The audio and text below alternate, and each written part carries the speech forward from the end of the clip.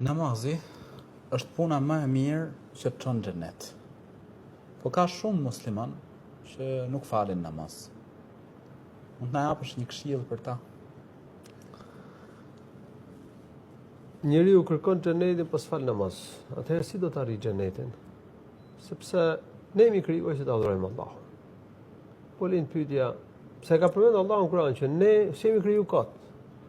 Ka njerëz që thonë gjallësia u bë kot. Po këta nuk kanë arsye. Si u bë gjallësia kot rastësisht? Ka që thonë na krijoi Zoti, po na ka kriju kot. S'kemi asnjë përgjegjësi para Zotit. Dhe s'ka Zoti asnjë farë, s'ka të bëjë fare Zoti me gjallësinë dhe me njerëzimin. Edhe këta nuk kanë logjik, s'kan arsye. Ky nuk është qëndrimi i arsyeshëm. Përkundrazi na ka krijuar Allahu, na ka krijuar me urtësi, dhe ne jemi krijuar që të adhurojmë Zotin. Gjithësinë Allahu e krijoi për ne, në shërbim ndaj nesh. Rrezet e diellit, rrezet e shiut, burimet e ushqimit dhe të pijes. Allahu e përgatiti gjithësinë, organizoi, vendosi sistemet dhe ligjet e gjithësi në shërbim njerëzimit. Është krijesë e rëndësishme njeriu.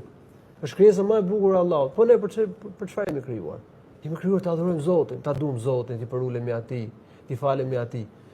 Po këtu lind pyetja, sa këta ka përmendur Allahu në Kur'an që unë krijova gjinët dhe njerëzit vetëm që të më adhurojnë mua, në surën Dhariyat. Po cili është adhurimi më i mirë? Është namazi. 5 namazet. Vepra më e rëndësishme, namazi. Vepra më e dashur për Allahun kush është? Namazi në kohën e vet, ka thënë profeti Muhammed sallallahu alaihi wasallam në hadith. Vepra më e mirë, ka thënë wa alamu anna khayra a'malikum as-salah, është namazi. Një nga porositë e fundit të profetit ka qenë namazi, falë namazin. Vepra e parë për cilën do të merret llogari robi ditën e gjykimit kur do të dalë para Allahut, kush është? Është namazi. Allahu e mori profetin mbi qiellin e 7 dhe ja komunikoi, obligimin e 5 namazeve, pa ndërmjetësinë e Xhibrilit, që tregon rëndësinë dhe pozitën e namazit. Prandaj ai që s'fal namaz nuk kryen detyrën që ka caktuar Zoti.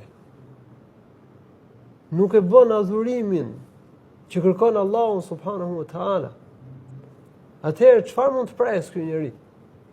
Prandaj duhet patjetër që ti përulemi Allahut me faljen e 5 namazeve.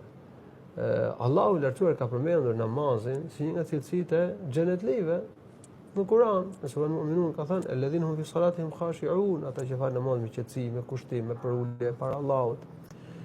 Thot diçka më pas walladhina hum ala salawatihim yuhafidhun, dhe ata që falin rregullisht 5 namazet.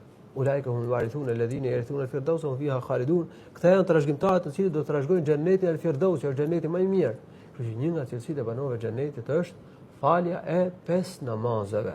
Edhe profeti sallallahu alaihi wasallam për hadithe ka dhënë myshdë për diçka të tillë, po ka shumë hadithe që tregojnë për këtë. Për shembull, një hadith profeti sallallahu alaihi wasallam ka thënë, 5 namazë Allahu ka bërë detyrë njerëzve.